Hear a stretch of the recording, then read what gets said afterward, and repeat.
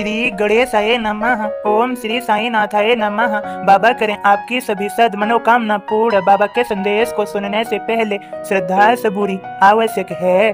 सदगुरु श्री साईं प्रभु बाबा का संदेश है, इस संसार में कोई भी न तो अपनी इच्छा से आ सकता है और न ही अपनी इच्छा से जा सकता है।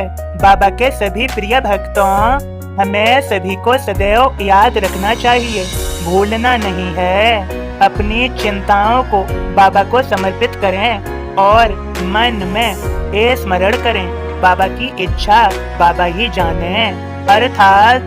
अर्थात जैसा वे करेंगे हमें उसी में संतुष्ट और प्रसन्न रहना होगा, क्योंकि जब तक हमने चाहा अपने मन की, अब परमात्मा अपने मन की करेगा, तो हमें इसमें निराशा कैसी। निराशा तो तभी है जब हमें चिंताएं हैं, और जब हमें चिंताएं हैं ही नहीं, प्रभु का चिंतन है, तो निराशा कैसी।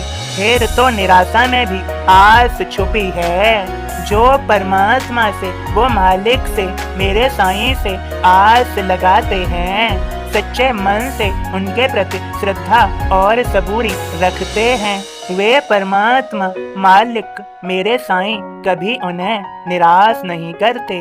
यह सत्य ही जान लो और सदैव याद रखो, यदि परमात्मा से प्रेम है, उस मालिक से लगन लगी है, मेरे साईं से प्रीत हो गई है, तो निराशा में भी आशा है, इसमें कोई संदेह नहीं। भला वो मालिक अपने बंदों को कैसे निराश करेंगे, वो निराश फिर कर ही नहीं सकते।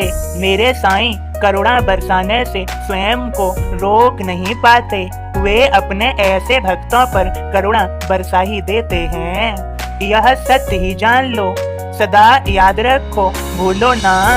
जिस पर बाबा अपना प्रेम न्योछावर कर देते हैं, वे दुनिया के सारे दुख भूल जाते हैं। अब बाबा के बोध को सुन लो श्रद्धा पूर्वक मन लगाकर। बाबा का बोध इस प्रकार है, साईं कृपा दुर्भाग्य की पतझड़ में सुगंध की बहार बनकर आती है। अध्यात्म आरोग्य पर 13वां अध्याय। कवि सुमंत हे माडपंत, दोनों के मन भाय, जीव अगर स्वाधीन तो दुख क्यों उसे सताय।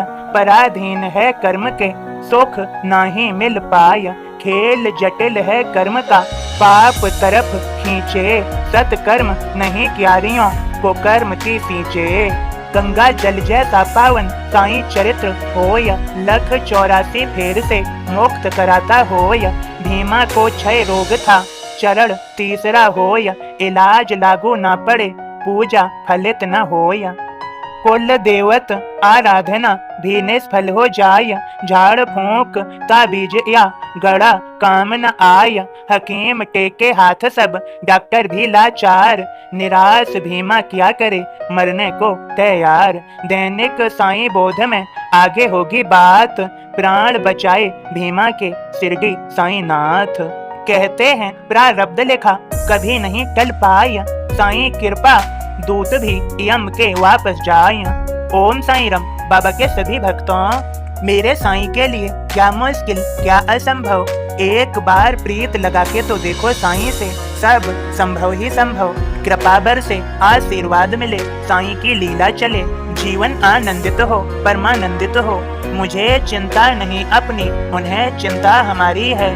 मेरे जीवन को संभालने वाले, सद मार्ग पर चलाने वाले, हम सभी भक्तों की रक्षा करने वाले, भक्तों को सदमार्ग पर लाने के लिए हर असंभव संभव प्रयास करने वाले मेरे शिरडी के साईं हैं। सदा याद रखें, जब वे भक्त की रक्षा करते हैं तो इसके लिए आपने यह भी सुना होगा, जाको राखे साईया मार सके न कोई, बाल न बांका कर सके चाहे जग बैरी होए।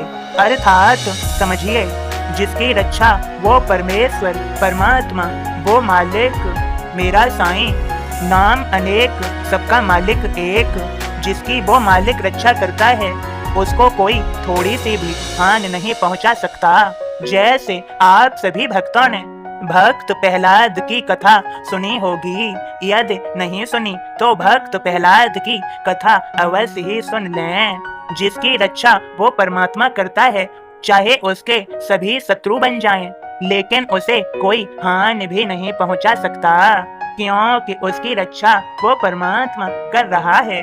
बाबा के सभी प्रिय भक्तों, आपने भक्त प्रहलाद की कथा सुनी होगी, यदि नहीं सुनी तो अवश्य ही सुन लें। मेरे साईं सबके हैं और सभी उनके हैं, वे कृपा बरसा रहे हैं, सभी उनकी कृपा प्राप्त कर लें, आशीर्वाद ले लें। बाबा के संदेश बोध को यदि मन लगा कर सुन लिया है तो बाबा की कृपा हो गई है, उनका आशीर्वाद मिल गया है, यह सत्य ही जान लें। यह संदेश बोध बाबा की कृपा और आशीर्वाद ही है। बाबा के सभी भक्तों, आप बाबा के संदेश बोध को बाबा के और भी भक्तों के पास शेयर कर दिया कीजिए, जो और सभी पर भी कृपा हो सके, उन्हें भी आशीर्वाद मिल सके।